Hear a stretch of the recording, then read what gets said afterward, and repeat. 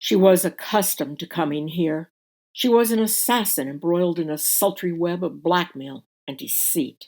Only a few moments remained before they would investigate this locality, but hopefully not the church. She slipped inside, muffling the piercing blasts as patrol cars moved down the block. She scanned the length of the room. As she could sense no movement, she cautiously proceeded. As the dark shadows within faintly lifted, she moved down the aisle until she reached the seventh row.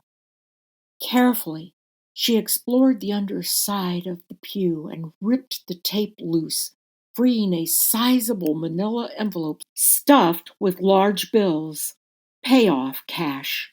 She worked quickly and stuffed the bundle of bills into her coat pocket.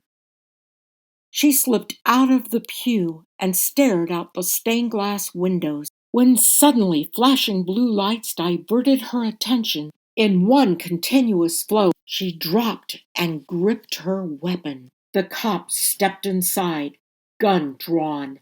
He scanned the altar with the beam of his flashlight, then swept silently but deliberately across the pews. She hit the floor and lay perfectly still until the beam disappeared. Seconds became an eternity as her life choices passed before her eyes. Satisfied that the church was empty, the cop notified dispatch of the unlocked door and exited the church. Alexa edged out and stood to stretch. Still suspicious, the cop immediately reopened the door and his light made a final sweep. She ducked behind the solid end of the pew, but he exited and closed the door behind him.